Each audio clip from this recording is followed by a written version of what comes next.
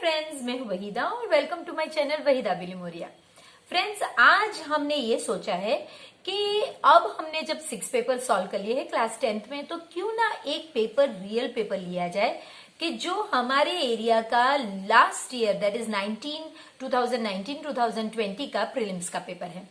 तो वो पेपर लेकर उसका सॉल्यूशन क्यों ना किया जाए, ताकि देखा जाए कि रियल लाइफ में क्या हम ये 6 या 7 पेपर्स करने से एग्जाम में कहीं टिक पाते हैं। तो फ्रेंड्स, जब मैंने ये पेपर सॉल्व किया और आपके साथ जब इसे शेयर करने की कोशिश की, तो मेरा कॉन्फिडेंस लेवल बहुत ज्यादा बढ़ गया और मुझे यकीन है कि आपका भी बढ़ेगा जब आप ये पेपर रियल में सॉल्व करेंगे। तो चलिए शुरू करते हैं, वही पैटर्न रखते हुए कि जहां पे हम सेक्शन ए और सेक्शन बी जो है वो पार्ट 1 में देखेंगे, सेक्शन सी को हम पार्ट 2 में देखेंगे और सेक्शन डी को हम पार्ट 3 में देखेंगे। जो फ्रेंड्स हमारे साथ नए जुड़े हैं, प्लीज जाकर हमारे पेपर्स 1 से 6 तक देखिए। आई एम श्योर कि ये आपके लिए बहुत मददगार रहेंगे और फिर जब आप ये पेपर करेंगे तो आपका कॉन्फिडेंस हमारे बाकी बच्चों की तरह आसमान को छूमेगा।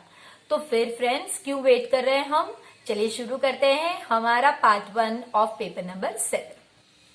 वेलकम डियर फ्रेंड्स, आज हम पेपर 7 का सेक्शन ए जो 1 मार्क्स का है वो देखेंगे, जहां पे पहला क्वेश्चन है for any value of discriminant. Discriminant यानी कि डी, जो हमारा b² - 4ac है, उसमें रियल रूट्स ऑलवेज एग्जिस्ट करते हैं। तो फ्रेंड्स, यहां पे मुझे दिक्कत है, वो ऑलवेज नहीं एग्जिस्ट करते हैं। देखिए, अगर ये b² - 4ac की वैल्यू इज इक्वल टू 0 है तो 2 इक्वल रूट्स है, यहां पे एग्जिस्ट करते हैं। अगर इसकी वैल्यू ग्रेटर देन 0 है तो 2 डिफरेंट रूट्स हैं, यहां पे भी रूट्स एग्जिस्ट करते हैं। लेकिन अगर इसकी वैल्यू लेस देन 0 है यानी कि नेगेटिव है तो नो रूट्स है फ्रेंड्स। तो अगर नो रूट्स है तो यहां पे ऑलवेज क्यों दिया गया है, इसीलिए ये आंसर है फॉल्स। इस कंडीशन में ये फॉल्स होता है। Second, the formula to find the sum of first and positive integers, इसकी जगह पे वो दे सकते हैं नेचुरल नंबर्स। तो उसमें आपको नेचुरल नंबर के सम ढूंढने हैं, तो आपको ये फॉर्मूला है। फ्रेंड्स, हम जानते हैं कि हमारी बुक में ये फॉर्मूला है। तो अगर आप इसे एक्सपैंड करोगे तो देखिए n² + n/2 ये यही चीज हो गई। तो अगर नेचुरल नंबर्स है या फर्स्ट एंड पॉजिटिव इंटीजर्स है तो यही फॉर्मूला है फ्रेंड्स। इसके लिए हम इसे लिखेंगे ट्रू। और ये फॉर्मूला कैसे आई, तो हमने यहाँ पे जो फॉर्मूला ऑलरेडी दी गई है उसे एक्सपांड कर देख लिया। अब sine theta is equal to cos theta for all values of theta. अगर आप पेज 185 देखोगे फ्रेंड्स, तो साइन थीटा और कॉस थीटा सिर्फ एक ही जगह पे सेम हो सकते हैं, जब थीटा इज इक्वल टू 45। जब थीटा 45 होगा तभी साइन थीटा और कॉस थीटा सेम होंगे। बाकी क्या, अगर और कोई दूसरा थीटा अगर हो, कोई दूसरा एंगल हो सकता है, तब दोनों की वैल्यू अलग होगी, इसलिए ये फॉल्स है। उसने कहा ऑल वैल्यूज, तो ऑल वैल्यूज नहीं, सिर्फ ये वैल्यू में ये राइट होता है, इसलिए हमारा आंसर है false. To find the most popular TV program being watched, the mode is the best choice. The mode best choice कैसे हुआ? तो फ्रेंड्स, मोड क्या बताता है कि कौन सी चीज ज्यादा बार रिपीट हुई। तो अगर पॉपुलर टीवी प्रोग्राम होगा तो वो ज्यादा व्यूज मिलेंगे उनको, तो इसीलिए मोड राइट आंसर है, क्योंकि उसी से हमें पता चलेगा। तो जैसे इस वीडियो को आप जितने लाइक दोगे, शेयर करोगे और जितने चैनल सब्सक्राइब करोगे, तो मुझे मोड से ही पता चलेगा कि आपने इस वीडियो को कितना लाइक किया और मेरा कौन सा वीडियो सबसे ज्यादा पॉपुलर है। A polynomial with m + n degree has dash zeros. अब फ्रेंड्स, यहां पे रूल क्या होता है कि जितना डिग्री ऑफ पोलिनोमियल हो उतने ही नंबर ऑफ जीरोस होते हैं। यानी कि अगर आपका क्यूबिक पोलिनोमियल है तो उसके मैक्स ये मैक्स जीरोस की बात कर रहे हैं, मैक्सिमम जीरोस। तो अगर हमारा क्यूबिक पोलिनोमियल है तो उसके मैक्स 3 जीरोस होंगे। अगर वो 2 डिग्री वाला पोलिनोमियल है जो हमारा क्वाड्रेटिक पोलिनोमियल है, तो उसके मैक्सिमम 2 होंगे। तो जितना डिग्री उतना ही मैक्सिमम जीरोस। तो अगर यहाँ पे डिग्री m+n है तो जीरोस भी m+n ही होंगे। तो ये हमारा ऑप्शन होगा m+n। लास्ट है इस पेज का, उसमें कहा गया है कि भाई आपको PA और PA' का जो रेशियो है वो इतना, आपको PA ढूंढना है। तो फ्रेंड्स ये आप इस तरह करोगे, PA/PA' जो है वो 3/5 है।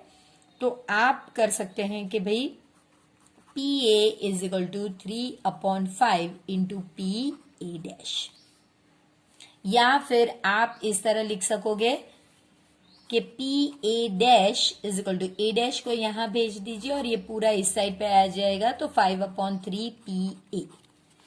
अब फ्रेंड्स आपके पास एक इक्वेशन ऑलरेडी है, PA + PA' = 1। तो आप इसे रिप्लेस कर दीजिए, यानी कि इसका यूज कीजिए। तो PA + 5/3 PA' A = 1। अब ये एलसीएम के हिसाब से 3PA और 5PA यानी 8/3 PA = 1। So PA = 3/8। Yash, studying in standard 10, score 37 marks out of 50। What is the probability? तो आपकी उसको आप प्रोबेबिलिटी अगर ढूंढोगे तो फ्रेंड्स यहाँ पे बच्चे बहुत मिस्टेक करते हैं। वो लिखते हैं जैसे कि मार्क्स 1, 2, 3, 4 इस तरह से 50 मार्क्स हो सकते हैं टेस्ट में से। यहाँ ही 37 मार्क भी है। तो अगर इसमें n आपका हो गया 50 और 37 मार्क एक ही बार आता है तो 1/50, लेकिन ये गलत है। क्यों? क्योंकि बच्चा अगर 0 मार्क भी ला सकता है, जरूरी नहीं कि वो 1 से ही स्टार्ट हो, बच्चे के 0 मार्क भी आ सकते हैं। तो ये जो n है यही गलत है, n 51 है। इसमें से उसका 37 मार्क एक ही बार आएगा, तो आपका m जो हो गया वो 1। So PA = m/n that is equal to 1/51, ना कि 1/50। ये गलत हो जाता है, बच्चे यही मिस्टेक करते हैं। तो ये आपका आंसर है। इसके बाद आपको ये 2 इक्वेशन दिए गए हैं और x + y ढूंढने को कहा। आप अगर देखोगे ध्यान से तो ये इक्वेशन आप ऐड करने पे डायरेक्ट इन्हें ऐड ही कीजिए, इनकी साइन ऑपोजिट करने की कोई जरूरत नहीं। 7x + 7y = 21। अब आप डिवाइड बाय 7 कर दीजिए, तो x + y = 3। ये देखिए आपका डायरेक्ट आंसर आ गया कि आंसर है 3। आपको कुछ सॉल्व करने की भी जरूरत नहीं, आपको इसे सब्ट्रैक्ट करने की भी जरूरत नहीं, सिर्फ ऐड कर दीजिए 2 को तो आपका आंसर मिल जाएगा। Distance between points 18, 2 and 9, 2 is. तो ये 2 पॉइंट्स हैं आपके, ये A है तो वो 18, 2 है और ये B है तो 9, 2 है। आपको इसके बीच का जो डिस्टेंस है वो ढूंढना है। तो फ्रेंड्स डिस्टेंस फॉर्मूला हमें पता ही है। डिस्टेंस फॉर्मूला जो है वो है AB = x1 - x2² + y1 - y2²। Actually ये फॉर्मूला है x2 - x1² + y2 - y1², लेकिन क्योंकि स्क्वायर है तो आप इस तरह लिखोगे तब भी आंसर राइट ही आएगा। तो यहां पे हम करेंगे 18 - 9² + 2 - 2²। तो ये हो गया आपका 9² + 0, तो 9² और ये आंसर आपका 9। और क्योंकि कोई यूनिट नहीं है तो हम यहां पे लिखेंगे 9 units. The value of sec theta and cosec theta is always greater than or equal to। तो फ्रेंड्स यहाँ पे हमारे कंसेप्ट ये क्लियर होना चाहिए कि साइन थीटा और कॉस थीटा हमेशा लेस देन इक्वल टू 1 रहेंगे, यानी वो कम 1 और 0 के बीच में रहेंगे। कोसेक और सेक थीटा जो होंगे वो हमेशा ग्रेटर देन इक्वल टू 1 रहेंगे। और टेन और कॉट डिपेंड करते हैं, तो ये इसमें आप देखेंगे कि greater than equal to 1 answer आएगा। ये आपके दोनों कंसेप्ट क्लियर होने चाहिए। इसकी भी ब्लैंक्स और ट्रू और फॉल्स आते हैं यही टाइप के, तो आप ये अगर ध्यान दे देंगे इस सब में तो आगे भी आपको यूजफुल रहेगा। y is equal to x by 2 and 3x plus 4y is equal to 20 then x। Friends बहुत इजी है, सब्सटीट्यूशन मेथड, ऑलरेडी y में इक्वेशन है, इसे इसमें सिर्फ आपको वैल्यू डालनी है। So substituting value of y in 3x plus 4y is equal to 20। So 3x और यहाँ पे आप देख सकते हैं प्लस 4 और y की जगह पे आप लिख सकते हैं x by 2 is equal to 22। So 5x is equal to 20, x is equal to 20 by 5, x is equal to 4। इतना इजी है। अगर आपने इसे एलिमिनेशन मेथड करने की कोशिश की तो भी इजी है, लेकिन फ्रेंड्स फिर तो आपको पूरी यहाँ पे कोई मेथड नहीं कही गई है, तो ये इजीएस्ट मेथड है। अगर आप एलिमिनेशन करोगे तो आपको इसमें से इक्वेशन बनाना पड़ेगा कि भाई 2y उसको इधर शिफ्ट करोगे तो x minus 2y is equal to 0। वो इक्वेशन को इसके साथ एलिमिनेट करने के लिए फिर से मल्टीप्लाई करना पड़ेगा और फिर एलिमिनेशन होगा। वो बहुत लंबी प्रोसेस है, 1 मार्क के लिए ये बेस्ट प्रोसेस है। इसके बाद the length of the tangent from Q to a circle is 24, यानी कि एक इस तरह से सर्कल है जिसका ये 0 है,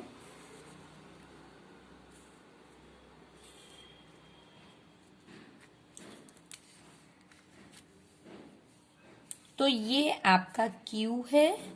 length of the tangent from point Q, यानी Q से कोई भी आप कोई भी नाम दे दीजिए, वो दिया नहीं गया है तो L सपोज, तो ये जो डिस्टेंस है आपका 24 है और distance of Q from centre is 25 centimetre.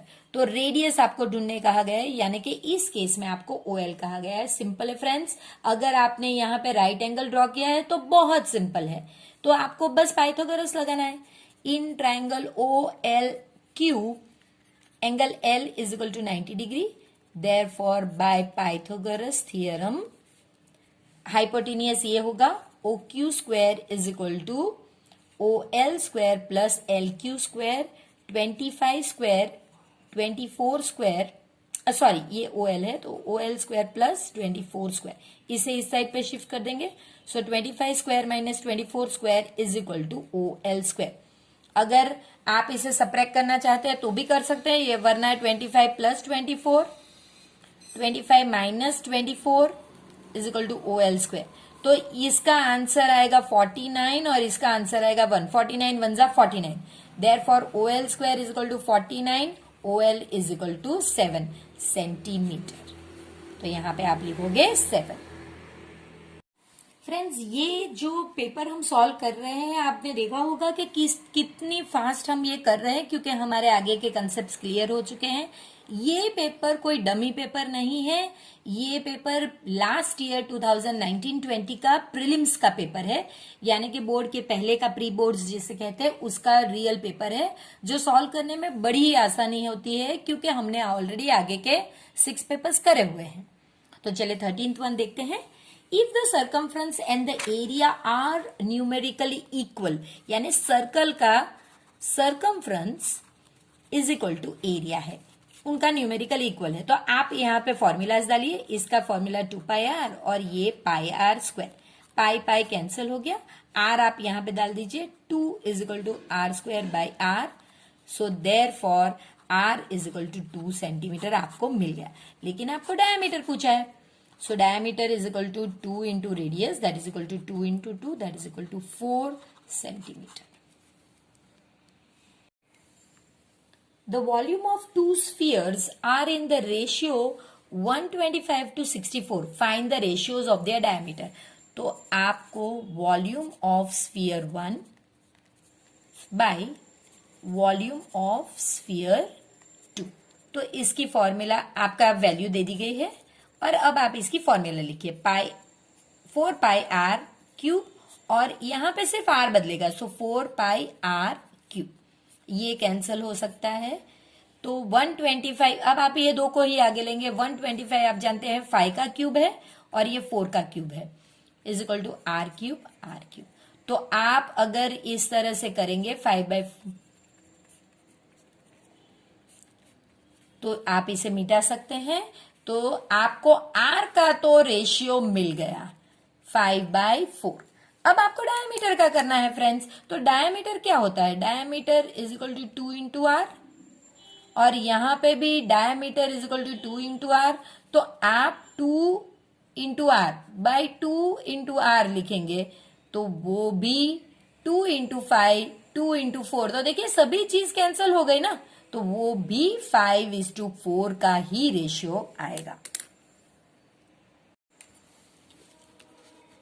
If PA minus PA dash is 0.4, find PA।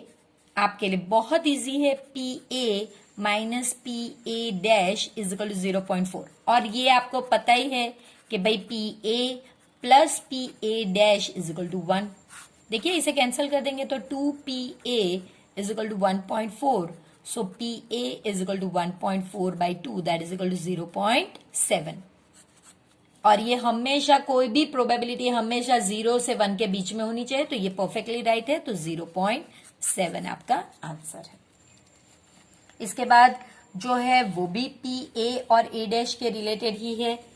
देखिए आपको ये दो प्रोबेबिलिटी दी गई है, आपको x ढूंढना है। ये ही चीज जो हमने ऊपर के सम में की है वही करेंगे, PA plus PA dash is equal to 1। अब इनकी वैल्यूज डाल दीजिए। अब LCM आपका 12 होगा, तो 4x plus 3x upon 12 is equal to 1। फिर आप लिखोगे 7x by 12 is equal to 1, so x is equal to 12/7। x की वैल्यू ज्यादा आ सकती है, ये 1 से ज्यादा आ सकती है। PA और P डैश की वैल्यू कभी 1 से ज्यादा नहीं आ सकती, तो आपको x ही ढूंढने कहा, तो 12/7। अब हम सेक्शन बी देखेंगे जो 2 मार्क्स के सम्स का है, जिसमें पहला है show that 5 minus √3 is irrational. तो हम जानते हैं इसमें पहला स्टेप होना चाहिए, let 5 minus √3 be a rational number. अगर रैशनल नंबर कह दिया है तो इसका मतलब 5 minus √3 is equal to A upon B, where A and B are coprime numbers. अब आपको इसे अलग करना है, तो ये बाकी की चीज यहां पे जाएगी। So minus √3 is equal to A upon B minus 5, so √3 is equal to 5 minus A upon B। अब इसका अगर हम LCM करते हैं तो √3 is equal to 5B minus A upon B। अब आप जानते हैं ये वाला जो स्टेप है इसको आपको कंपल्सरी लिखना पड़ता है। So √3 is equal to 5 into integer minus integer upon, जहां पे भी A B है आप इंटीजर लगाइए। तो ये हो गया, जब आप इसे सॉल्व करोगे तो √3 आपका रैशनल नंबर आ जाएगा। लेकिन आप तो जानते हैं कि √3 तो इरेशनल नंबर है, तो वो आपको लिखना है, but √3 is irrational number, therefore our assumption is false. और अपना अगर एजम्पशन फॉल्स है तो इसका मतलब therefore 5 minus √3 is irrational number. इस तरह आपको लिखना होगा। Using Euclid's division algorithm find HCF of 867 and 255। तो पहले तो आप रीअरेंज करिए और आप लिखिए जो छोटा है वो 255 एंड 867, 867 एंड 255, 255 3 जा 765, तो ये 201। अब 255, सो 2 जा 204, 1 और 5, और ये 102, 2 जा 102। तो आप देख सकते हैं कि ये जो 51 है ये हमारा HCF आना चाहिए। बस इसे लिखने की रीत, क्योंकि हमें यूक्लिड्स डिवीजन एल्गोरिदम के फॉर्म में ही लिखना है, तो आप लिखोगे 867 इज इक्वल टू, ये दो आप मल्टीप्लाई करोगे 255 इंटू 3 प्लस ये जो रिमाइंडर आ जाएगा वो, जो फ्रेंड्स आज हमारे साथ जुड़े हैं और जिनको अभी थोड़ा डिफिकल्ट लग रहा है तो प्लीज जाके हमारे पेपर 1 to 6 की सीरीज चेक कीजिए। अगर आप वो करोगे तो ये फिर बच्चों का खेल लगेगा, बहुत इजी लगेगा। तो कंटिन्यू करते हैं। और जो फ्रेंड्स मेरे रेगुलर बच्चे जो हैं, जो रोज देखते हैं मेरे वीडियोस, तो उनके लिए बहुत बड़ा थैंक्स। और प्लीज इस वीडियो को भी लाइक और शेयर जरूर कीजिए। अब यहाँ पे ये जो नंबर है हमारा 255 बाहर आ जाएगा, ये दो आप मल्टीप्लाई करोगे और 51 आपका रिमाइंडर है। अब आप 102 को बाहर लिखोगे, 51 इंटू 2 और यहाँ पे 0। एक बार अगर यहाँ पे 0 आ जाता है तो ये आपका आंसर होता है, यही आपको लिखना है। HCF of 255 and 867 is 51। Find the quadratic polynomial with the given sum of zeros as this, यानी कि sum of zeros। तो फ्रेंड्स आपको पता होना चाहिए अल्फा और बीटा ये दो जीरोस होते हैं। तो अगर सम ऑफ जीरो तो अल्फा प्लस बीटा आपका -1/4 है। और प्रोडक्ट ऑफ जीरोस, तो प्रोडक्ट ऑफ जीरोस का मतलब है कि अल्फा मल्टीप्लाई बाय बीटा ये 1/4 है।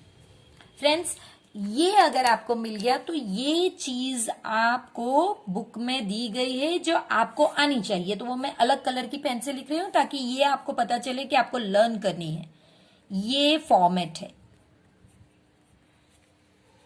अगर ये आपको आ जाता है तो बस आपको सिर्फ ये दो वैल्यू इसमें रिप्लेस करनी है। x² माइनस 1/4 और x जैसे है वैसे और ये 1/4। अब आपका x² प्लस 1/4 x प्लस 1/4। अब LCM आपका 4 हो गया तो 4x² plus x bye plus 1 पूरे ही में डिवाइडेड बाय 4। अब ये जो डिवाइडेड बाय 4 है ये आप बाहर निकाल दीजिए और 4x² प्लस x प्लस 1। अब ये जो है इसकी जगह पे आपको लास्ट में k लिखना होता है। ये कोई भी कांस्टेंट आ सकता है। सो 4x² प्लस x प्लस 1, जहां पे k 0 नहीं हो सकता। हमें तो यहां पता है k 1/4 है, लेकिन ये 0 नहीं हो सकता। तो ये आपको आना चाहिए सिर्फ इतना। अगर आपको आता है बस फिर तो सिर्फ वैल्यू रिप्लेस करनी है और जो भी अगर एक्स्ट्रा में डिवीजन में नंबर है तो उसे बाहर निकाल दीजिए। अगर ना है तो 1 बाहर निकाल के k लिख दीजिए। ये भी हमने एक पेपर में आगे किया हुआ है, तो प्लीज जाके वो पेपर्स चेकआउट कीजिए ताकि आपको इस पेपर में बेहतर समझ में आ सके। ये भी एक यूनिक सम है जो अभी तक हमने नहीं किया है। Use elimination method to find all possible solution. आपको पहले तो एलिमिनेशन मेथड यूज करनी है और फिर आपको ये लीनियर इक्वेशन को सॉल्व करना है, जितने सॉल्यूशन है वो लाने हैं। चलिए 2x plus 3y is equal to 8, 4x plus 6y is equal to 7। तो अगर मैं x को एलिमिनेट करना चाहूंगी तो यहां पे -2 से मल्टीप्लाई करूंगी तो आंसर मेरा -4x minus 6y is equal to -16 और ये आपका हो जाएगा 4x plus 6y is equal to 7। अब देखिए ये तो कैंसिल हो गया, लेकिन ये क्या, ये भी कैंसिल हो गया फ्रेंड्स। और आप देख सकते हैं कि 0 इज इक्वल टू -9। ये अगर इस तरह का कुछ आंसर आता है, ये जो अभी तक कोई पेपर में नहीं आया है, तो फिर इसका मतलब है कि ये पॉसिबल नहीं है, तो रियल सॉल्यूशन नहीं है। तो यही चीज है, this is not possible, therefore no real solution. कभी भी 0 और नेगेटिव नंबर इक्वल नहीं हो सकते, लेकिन हमारे केस में जब हमने सॉल्व किया तो हो गए, तो इसका मतलब यहां पे कोई सॉल्यूशन नहीं है।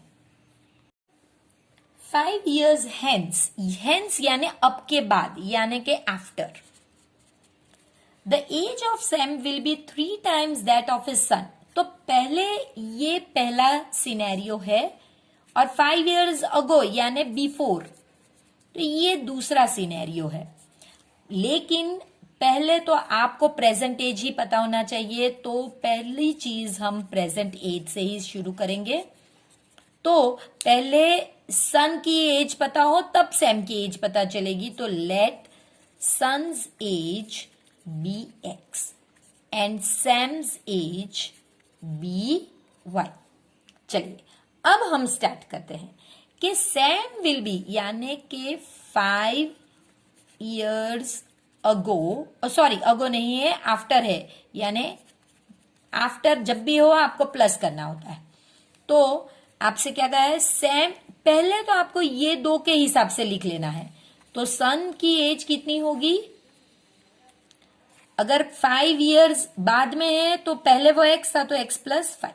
इसी तरह सैम अगर y था तो अब y प्लस 5। लेकिन हमारे पास सैम के लिए कुछ और भी है कि जो सैम है इसकी एज 3 times है सन, तो 3 times उसके सन की अब क्या है एज, x प्लस 5, यानी सैम की 3x प्लस 15।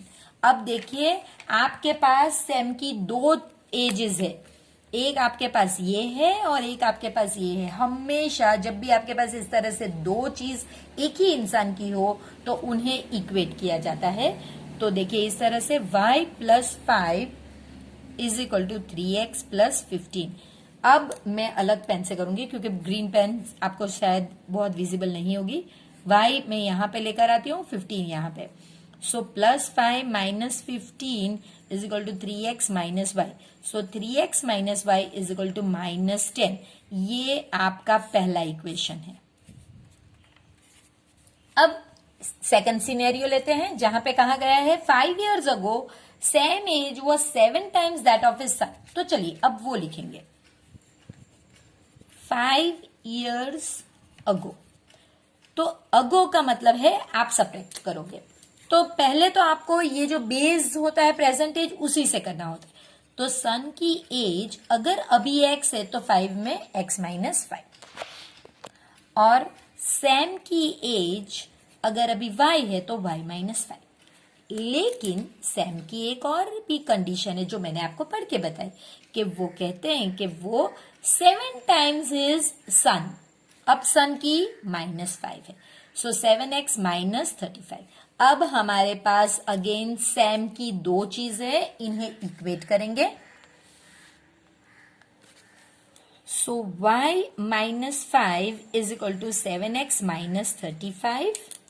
तो ये हो गया, y यहां पे भेजेंगे, minus 5 plus 35 is equal to 7x minus y. 7x minus y is equal to 30। ये हमारा इक्वेशन 2 है। अब इन्हें हम कोई भी मेथड से सॉल्व करते हैं, लेकिन हमें एलिमिनेशन अगर पसंद है तो हम एलिमिनेशन मेथड से दोनों को सॉल्व करते हैं। 3x minus y is equal to minus 10 और 7x minus y is equal to 30। तो अब मैं इसे मल्टीप्लाई बाय माइनस 1 करती हूं क्योंकि मैं y को एलिमिनेट करना चाहती हूं। तो ये मेरा हो गया minus 3x plus y is equal to 10 और 7x minus y is equal to 30।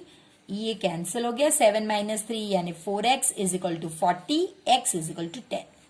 तो सन की एज मुझे पता चल गई 10, और सैम की एज के लिए तो अब मैं यहां पे लिख सकती हूँ son's age is x that is equal to 10 years और Sam's age is equal to आप कोई भी इक्वेशन में डाल सकते हैं, कोई भी इक्वेशन जिसमें x और y हो।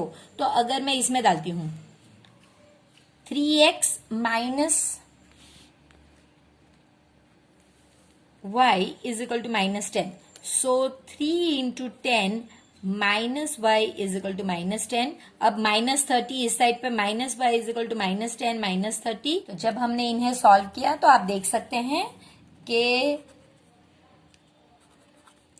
इस तरह से आंसर था। सो y is equal to 40।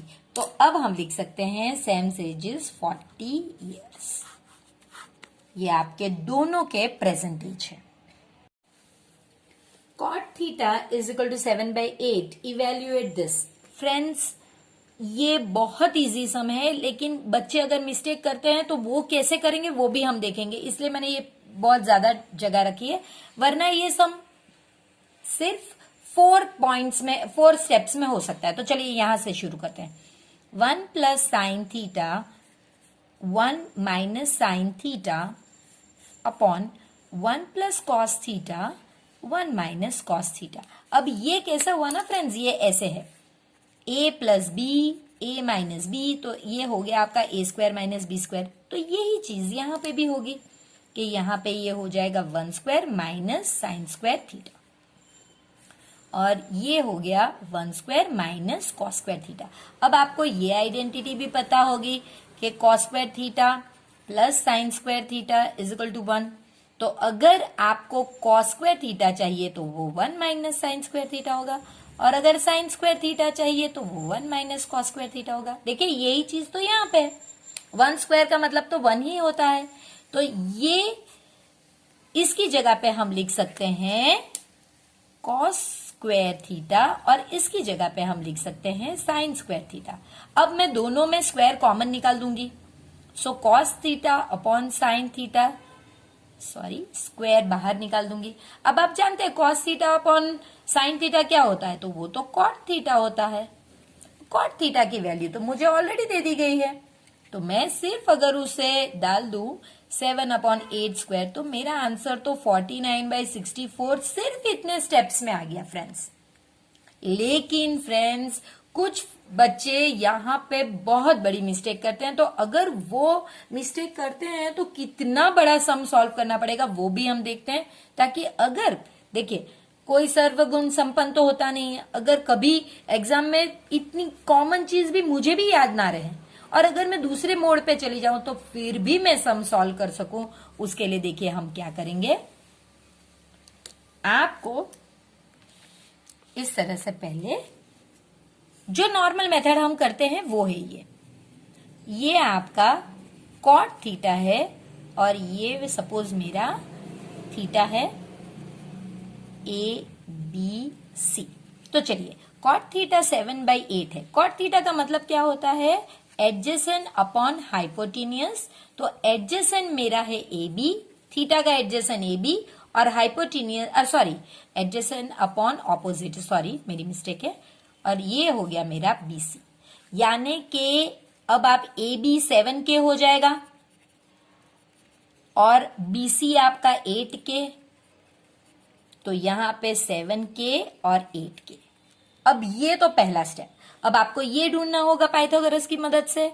So AC is equal to root BA square plus BC square. तो ये हो गया आपका 7K स्क्वायर प्लस 8K, दोनों का स्क्वायर करना है सॉरी। तो ये हो गया आपका 49K square plus 64K square. ये हो गया आपका 113K स्क्वायर, यानी कि K बाहर निकल जाएगा 113 और K बाहर, क्योंकि स्क्वायर कैंसिल हो गया। अब ये आप यहां पे लिखोगे 113 रूट 113, K बाहर है। अब इतने के बाद आप साइन की वैल्यू ढूंढोगे, क्योंकि आपको जो सॉल्व करने का है उसमें साइन और कॉस है, तो आप उसकी वैल्यू ढूंढोगे।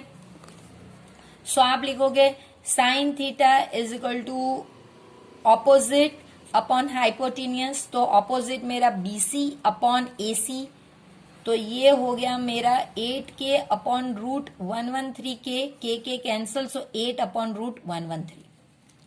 फिर मैं ढूंढूंगी cos. So cos theta is equal to adjacent upon hypotenuse, adjacent AB और hypotenuse AC, 7K upon root 113K, ये K cancel, so 7 upon root 113।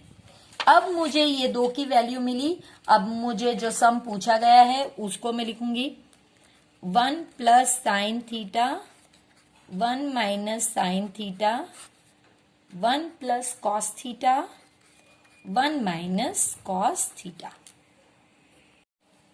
So that is equal to 1 square minus sine square theta, 1 square minus cos square theta.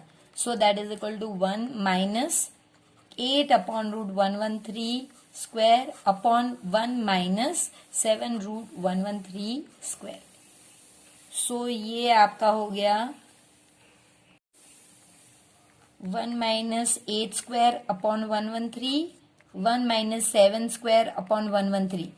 ये LCM आपका 113 हो जाएगा friends. तो LCM के बाद आपका आंसर होगा 113 minus 64 upon 113 divided by 113 minus 49 upon 113। अब आप जब इसे मल्टीप्लाई करोगे तो ये तब जाके 49/64 आंसर आएगा। आप चेक कर सकते हैं। तो अगर आपने भूल से ये भी मेथड ले ली जो नॉर्मली रेशियोज ढूंढने के लिए होती है, यही मेथड होती है, तब आपको पूरा इस तरह से सॉल्व करके बहुत ज्यादा टाइम निकल जाएगा।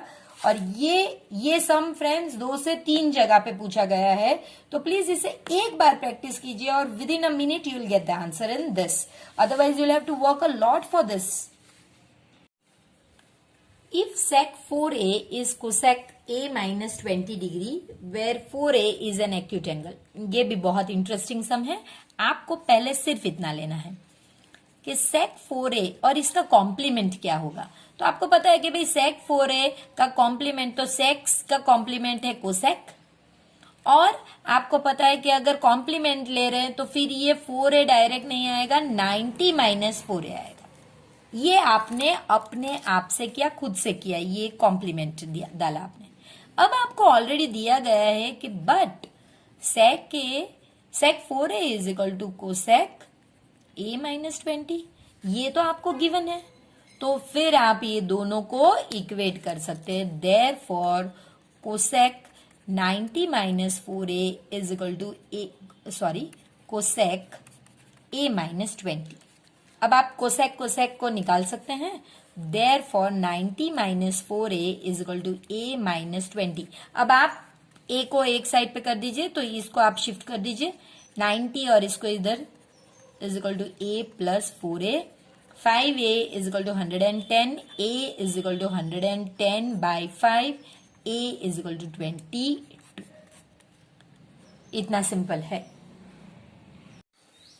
फ्रेंड्स। ये जो और में 22 है ये भी बहुत इजी है। आपको सिर्फ याद ये रखना है कि देखिए 1 में से आपको सेक करना है, तो आपको पता होना चाहिए, आपको राइट हैंड साइड देखना होगी, तभी आपको पता चलेगा कि भाई सेक ए अगर मुझे लाना है तो इसका मतलब 1 अपॉन कॉस ए है।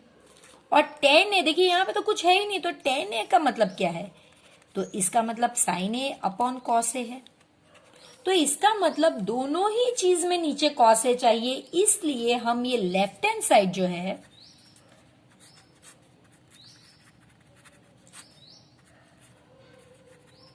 इसे आप डिवाइड करोगे, divide numerator and denominator by cos A. तो आप अभी रूट में ही है, याद रखिए। So 1 plus sine A upon cos A, इससे आपने डिवाइड कर दिया न्यूमरेटर को, अब डिनोमिनेटर को भी कॉस ए से कीजिए। अब इसका मतलब क्या है फ्रेंड्स, ये कॉस ए दोनों के नीचे आएगा, तो इसका मतलब ये हुआ 1 upon cos A plus sine A upon cos A, 1 upon cos A minus sign A upon cos ए। ये यहां तक लंबा होना चाहिए, पूरा ही कवर होना चाहिए, इसका ध्यान रखिए प्लीज। अब आपको पता चल गया 1 अपॉन कॉस ए क्या होता है, सेक ए, और ये हो गया tan ए। तो अब आपका जो स्टेप है वो हो गया सेक A plus tan A upon sec A minus tan ए। लेकिन आपको तो इस तरह नहीं चाहिए, आपको तो सिर्फ एक ही चीज चाहिए, ये इस तरह से तो होना नहीं चाहिए। तो इसका मतलब है आपको किसी एक चीज से मल्टीप्लाई करना होगा, और वो चीज है आपकी अगेन मल्टीप्लाई, आपको दोनों चीज को करना होगा। So multiply numerator and denominator bye ये वाले से आप मल्टीप्लाई करोगे। सो सेक ए प्लस tan ए। अब नेचुरली ये चीज भी देखिए, ये आपने डिवाइड किया तो वो आपका जो स्क्वायर रूट है वो रहा ही, ये भी स्क्वायर रूट के अंदर ही जाएगा। आप गलती मत कीजिए कि उसे बाहर मत मल्टीप्लाई कीजिए। तो वो क्या मैं कहना चाहती हूँ वो देखिए, ये इस तरह मैं कहना चाहती हूँ, सेक ए प्लस tan ए,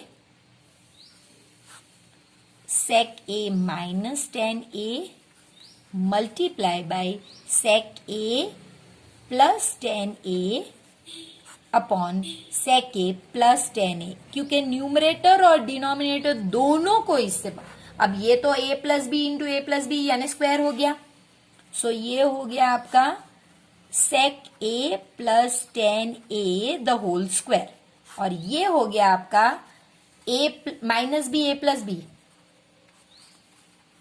तो ये हो गया a square minus b square, यानी कि sec square a minus tan square a।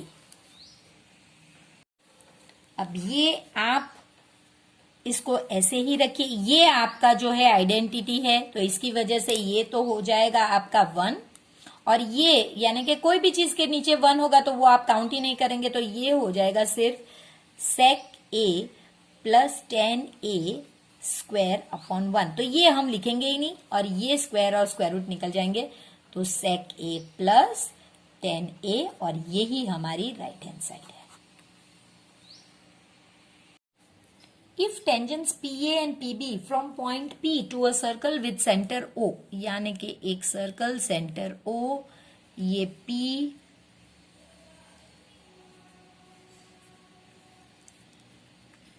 ये PA और ये PB, चलिए, आर इंक्लाइंड, यानी कि ये दो जो टेंजेंट है वो inclined each other at 80 degree, आपको POA यानी कि ये वाला एंगल ढूंढना होगा। तो बहुत इजी है, ये दो मिला के 180 होते हैं, तो ये 100 हो गया, और ये वाला इसका आधा होता है, तो ये 100/2 यानी कि 50 हो गया। ये तो हमें पता चल गया।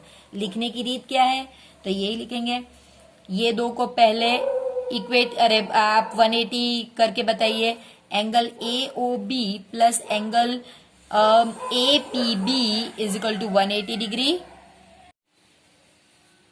Angle AOB plus AT is equal to 180 degree, angle AOB is equal to 180 minus 80 that is equal to 100 degree.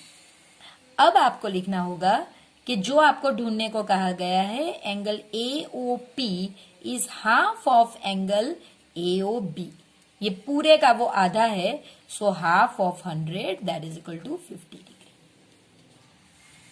अब ये वाला जो है ये हम बहुत बार कर चुके हैं आगे के पेपर्स में भी, फिर से एक बार देखते हैं कि ये कितना सिंपल है, और ये दूसरे एक सम में उसका फर्स्ट पार्ट भी है, तो ये बहुत इंपॉर्टेंट है sum. A quadrilateral ABCD is drawn to circumscribe a circle, यानी सर्कल के बाहर वो क्वाड्रिलेटरल है जो सर्कल को 4 पॉइंट्स में टच करता है। आपको फिगर दिया भी गया है।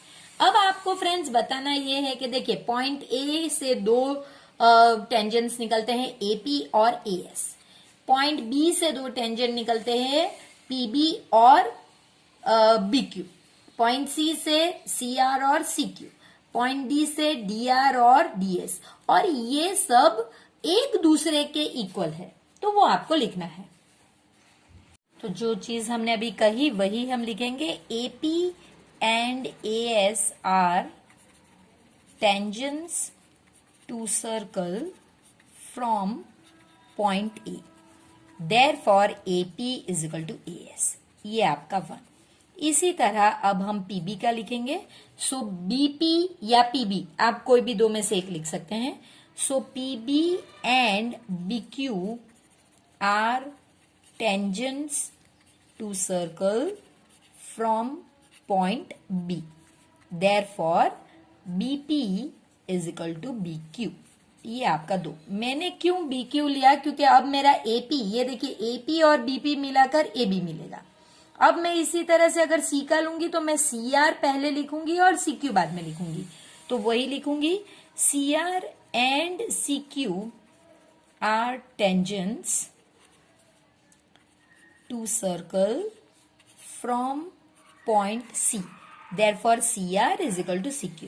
और अब B पे पहले मैं DR लिखूंगी और फिर DS लिखूंगी, so DR and DS are tangents to circle from point D, therefore DR is equal to DS, ये मेरा थर्ड और ये मेरा फोर्थ।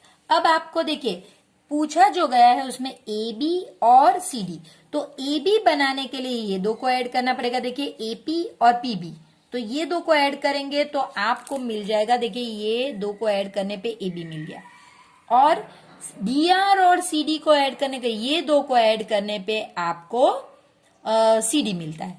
तो आपको वही लिखना है, ऐड 1 2 3 4 सबको ऐड करके फिर इसे ग्रुप करना है। तो वही हम आगे लिखेंगे कि adding 1 2 3 and 4। So left side पे लेफ्ट साइड ही ऐड होगा, AB plus BP plus CR plus DR is equal to AS plus BQ plus CQ plus DS।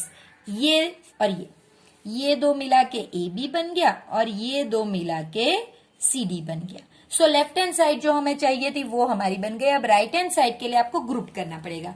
देखिए AS और DS को मिला के AD बन गया और BQ और CQ को मिला के आपका BC बन गया और यही आपको चाहिए। The following distribution gives a state-wise teacher-student ratio in higher secondary school of India. आपको ढूंढना है मोड। तो पहले आप हमेशा मोड की फॉर्मूला लिखिए। Mode is equal to L plus F1 minus F0 2F1 minus F0 minus F2 into H। Again मैं बार बार कहती रहती हूँ, ये आप यहां भी लिख सकते हैं, मल्टीप्लीकेशन में आप दोनों में से कोई भी एक साइड पे लिख सकते हैं। तो नेचुरली इसमें अब आपको हाईएस्ट फ्रीक्वेंसी की जरूरत पड़ेगी। तो F1 हाईएस्ट फ्रीक्वेंसी होती है, तो इस केस में ये हमारी हाईएस्ट फ्रीक्वेंसी है, तो ये हमारी F1, इसके ऊपर का F0 और इसके नीचे का F2। अगर ये F1 है तो इसके सामने का ये जो है ये आपका मॉडल क्लास है। तो जो चीज आपको मिली है वो आपको यहां पे लिख लेनी है कि F1 is equal to 10, F2 is equal to 3 and F0 is equal to 9। Modal class is equal to 30 to 35। तो इस पे से आपको पता चल गया कि लोअर बाउंड्री पॉइंट आपका 30 है और हाइट 35 माइनस 30 यानी कि 5 है। जितना भी डेटा हमें चाहिए था वो सारा कुछ आपको यहीं से मिल गया।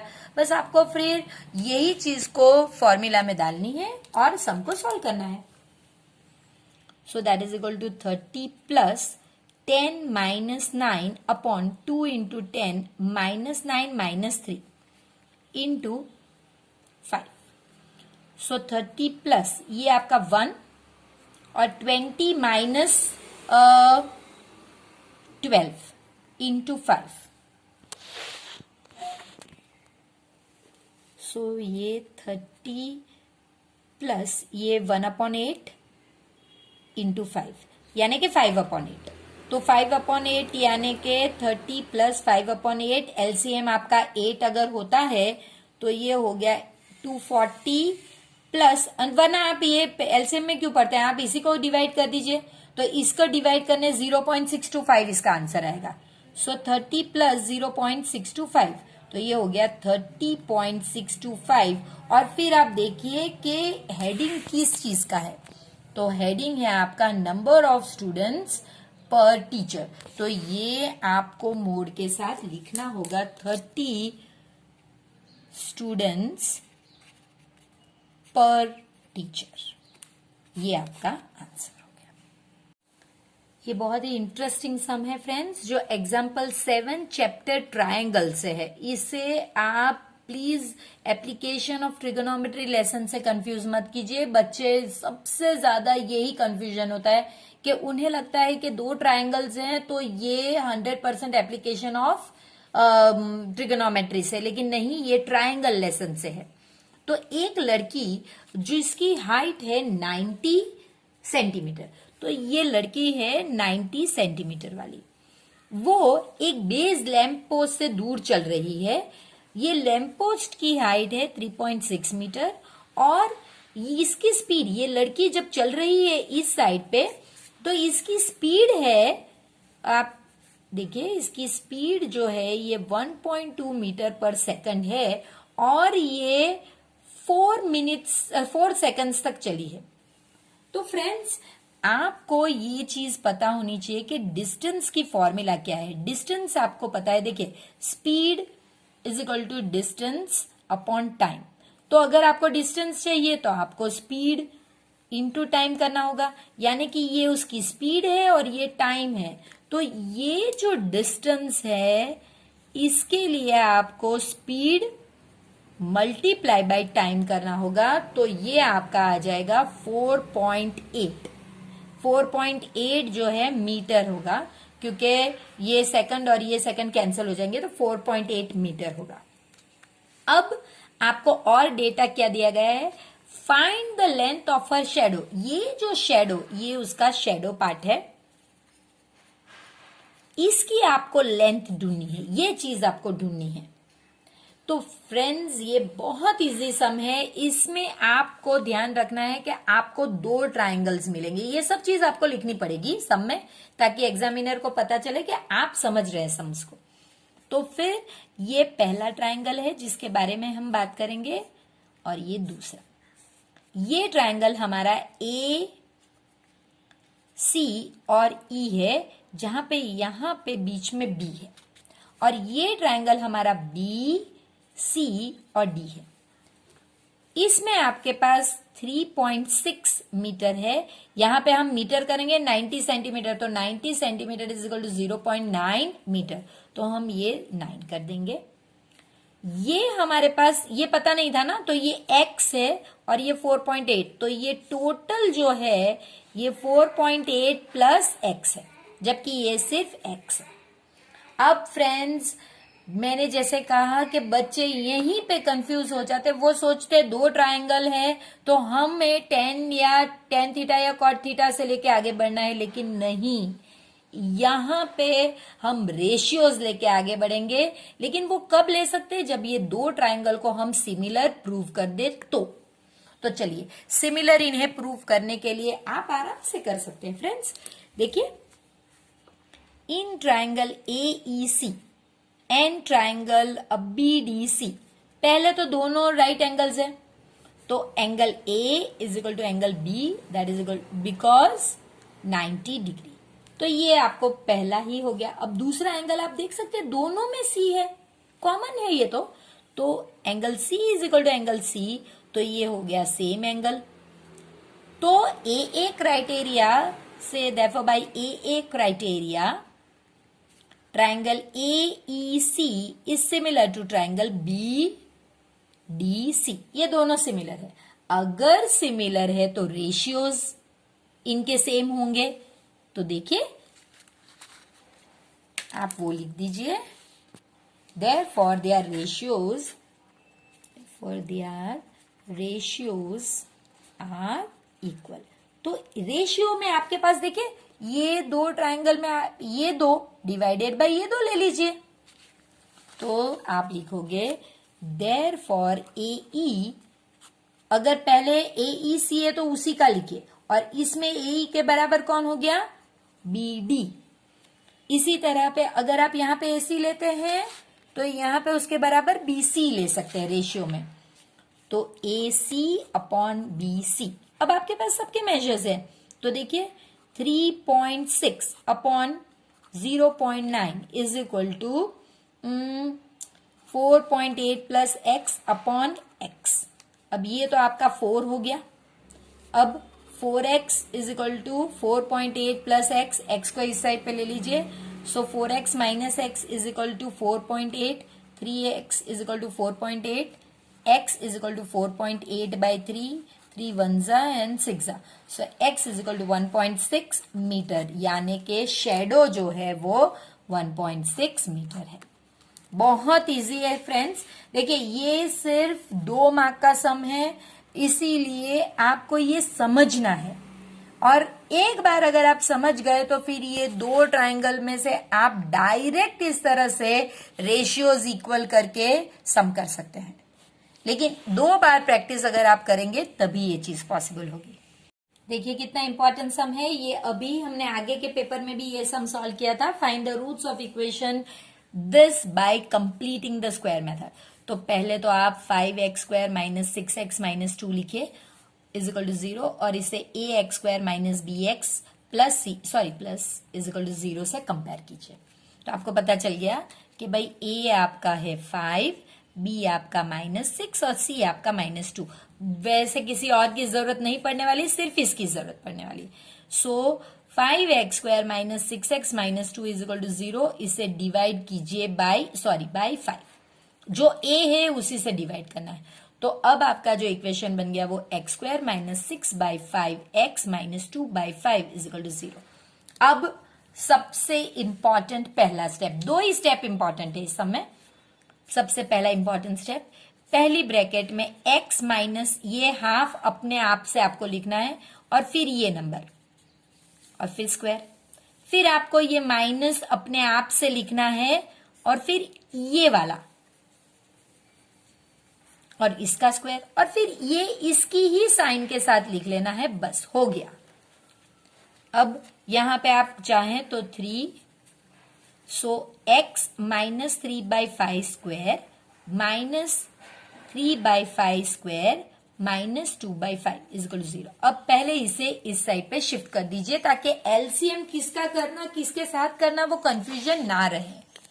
तो ये आपका हो गया x minus 3/5 square is equal to 3/5 square plus 2/5, so that is equal to 9/25 plus 2/5।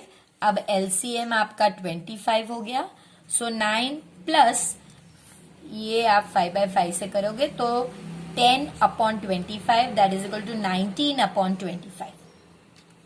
अब इसके बाद का स्टेप जो इंपॉर्टेंट है x माइनस 3/5। अब ये निकालने के हम यहां जाएंगे, x minus 3/5 is equal to root 19/25। अब ये मोस्ट इंपॉर्टेंट स्टेप है, x minus 3/5 is equal to plus और माइनस 19 जैसे है वैसे और नीचे 5। ये बहुत इंपॉर्टेंट है कि प्लस और माइनस आप लिखे, अगर आपने नहीं लिखा तो फिर ये मिस्टेक हो जाएगा। इसकी ही वजह से अब हमारे पास दो आंसर्स आएंगे,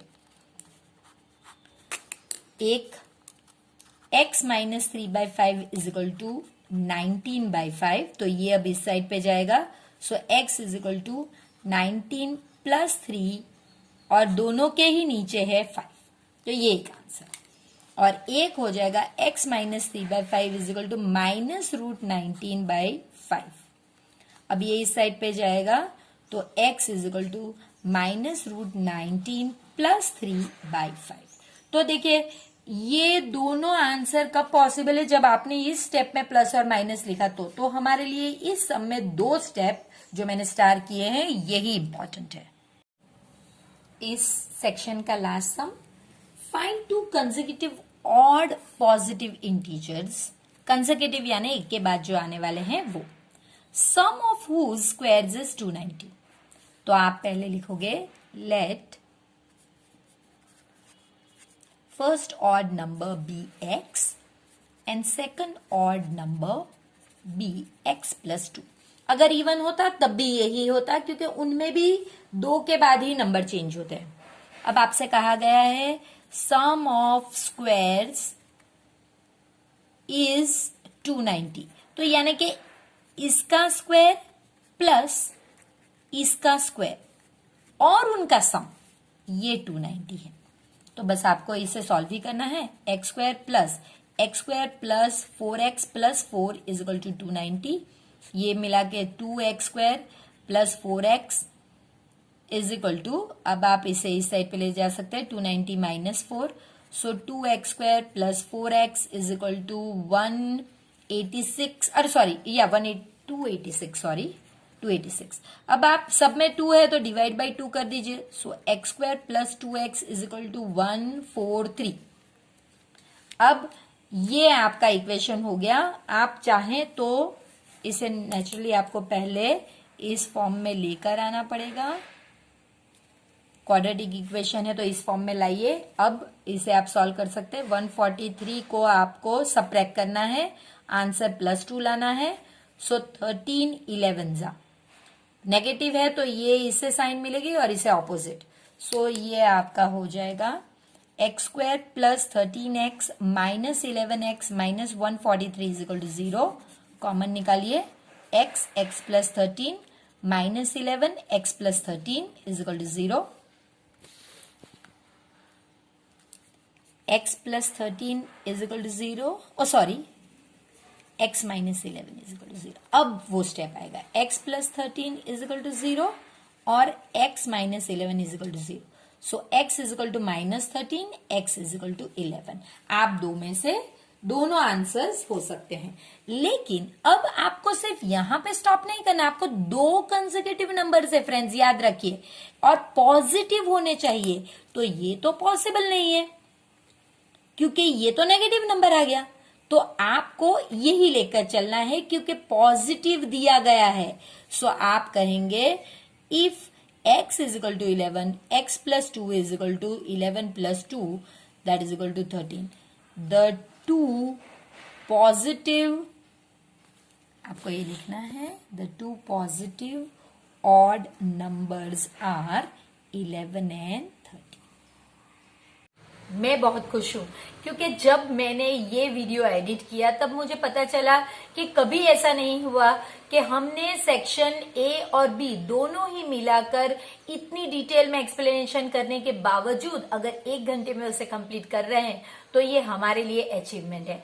फ्रेंड्स, ये जो मैं आपके लिए सॉल्व करती हूँ ये रियल लाइफ आपके सामने, कैमरा के सामने सॉल्व करती हूँ।